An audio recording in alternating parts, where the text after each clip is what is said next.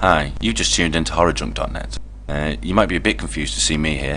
I've just finished another great show on the Horror Podcast, which you can find at horrorpodcast.co.uk. Just need a bit of warning before you start the show. What you may see ahead of you is people who've silhouetted, some badly lit shots, some jaunty angles, some really bad dubbing, really bad effects, and some partial nudity. But that's just the films. The presenters are great. Alright, you go. Horror Junk, episode number 7. We're reviewing the second free movie that we've gotten tonight, and that movie is The Stalking Hand. A scary movie is the subtitle, which I think was kind of false advertising. What do you think, Wolfie? I think it was too. But they sent us a what they call an electronic press kit, which was just the DVD and this poster. That's what they call it in the biz, which me and Wolford are definitely an intricate part of. Intricate. Intricate. Not us, the whole industry would just fall apart. The biz, as I like to call it.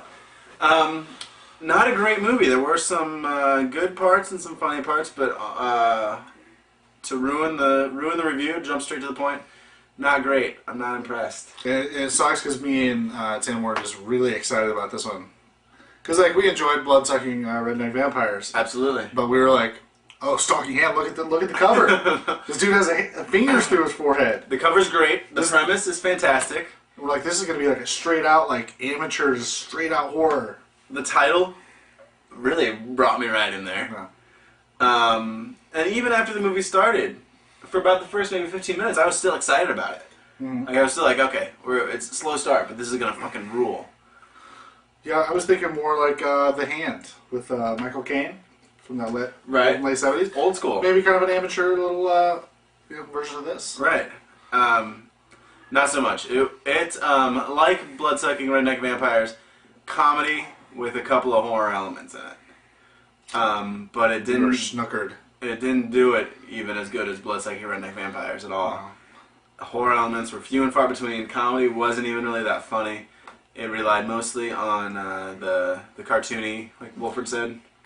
I said that they basically borrowed their sound effects from the Hanna-Barbera library of sound effects because you get the Flintstones little slappy feet running noises when they're running and. But anyway, I guess we should just start with the nudity. Nudity? Oh, what are we rating it on? Fingers. Fingers. We're going fingers with this one. Could we pick 5 Stalking stars, Hand. 5 fingers? Yeah. It works. Makes sense. Makes sense. So should we start with the abysmal thing that is the nudity? Yes.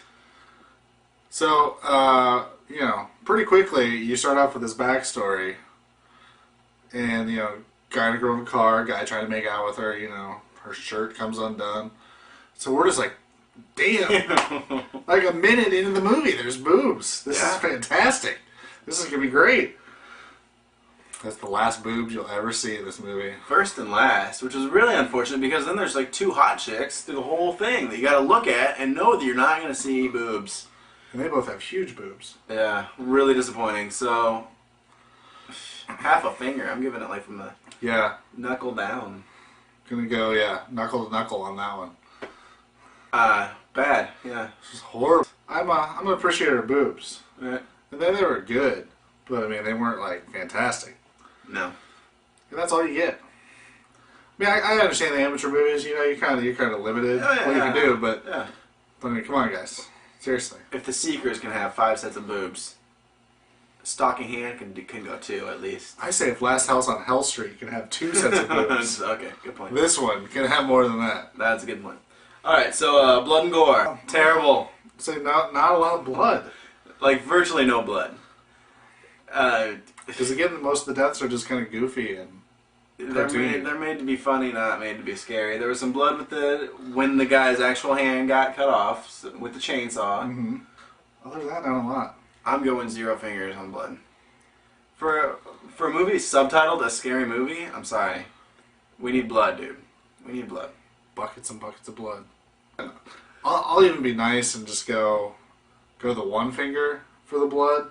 Just because when he did get his hand chopped off, that was kind of a cool scene. But it doesn't sustain the whole movie, unfortunately. It was like, you'll see more blood in an episode of ER. Special effects. I'm willing to go 3 fingers. I think they nailed the special effects. There was some stuff that they, I would say, have used that were not in any movie we've reviewed so far. There was a good amount of green screen. Yeah, which was because awesome. of the hand walking, you know. It was fantastic. They blew a couple green screening shots, but that made it even funnier to me. I really enjoyed it. Yeah, because like when she's holding onto his hand and Yeah, you see through it was, but it was funny enough. Yeah, I didn't mind it. I'll go 3 fingers. All right, so 3 on the special effects. Good job. What other special effects were there? There was the electrocution when she was the fire. The fire Was brilliantly done. There was what was it? The one scene where the guy was walking and the hand like jumped at him and hit him, and like I don't know if it was a guy or a girl, but it's just I remember we thought that was pretty sweet. So there were some good special effects. Yeah. So yeah, we're in agreement. Death scenes. Death scenes. Besides the little backstory at the beginning, where you know there's dead people, but you don't see them die on screen at the beginning. You don't see anybody die until like the last 20 minutes of the movie. Yeah. And for a movie that's like 2 hours long, that's a lot of waiting with nobody dying. Right. That's what I expect out of a romantic comedy. Not a movie subtitled A Scary Movie.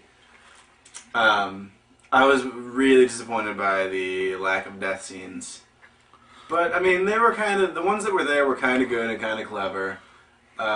But just not enough, and you waited too long for them, and... Yeah. They were, again, like blood-sucking redneck vampires, more funny than scary. I'll go one finger. I'm gonna have to go 1 also. Me and you were just in sync on this movie. It's just... But for an overall rating of the movie, I'd have to go maybe like 1.5 fingers. I was gonna say 2 fingers. The website address, www.onemanfilmindustry.com. I'm sure you can order the movie off the website. I have no idea how much it costs, but go ahead and order it. Go check him out. He's got a couple other movies out there. I can't say whether or not the other ones are good or bad, but I will finish this review by saying if you're interested in a movie where a detached hand goes off and kills people, Evil Dead 2 or Idle Hands. And The Hand with Michael Caine. And Michael Caine's The Hand. You're going to be better served with any of those 3.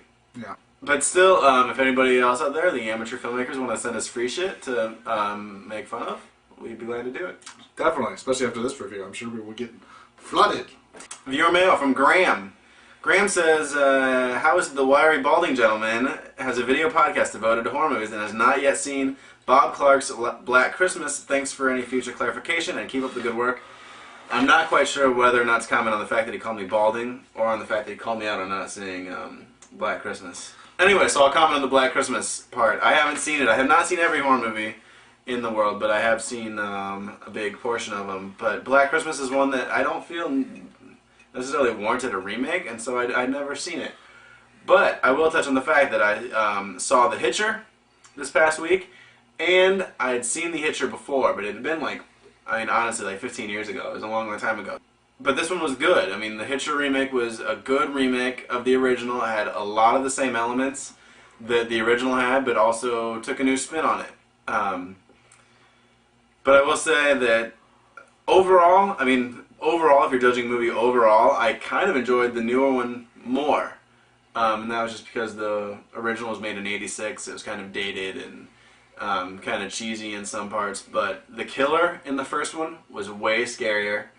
In the remake, less creepy, just kind of less scary overall. And the best scene out of the original, the very best scene where he's eating a plate of French fries, and all of a sudden he picks up a human finger and almost eats it, was like shocking. Like when he picked up that finger and was just kind of about to eat it, like you were truly shocked and wondering how the Hitcher got in there and put the finger in the fries. Completely disregarded in the remake, which was disappointing. Bastards. But overall, I give them both 4 out of 5 thumbs. The only thing that they both needed, nudity. There was half a boob, a side boob, in fact, in the remake. No boobs in the original. None.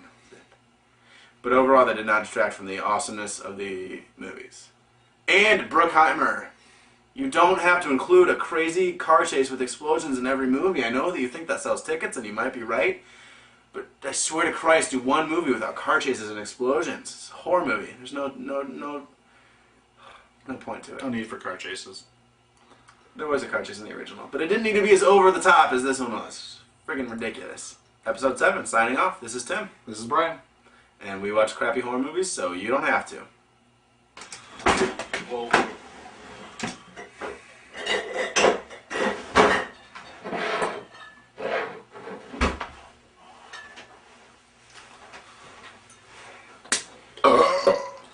Those green shooting. Fantastic. Episode number. thing for this one or the next one? Well, I got the remake. I was getting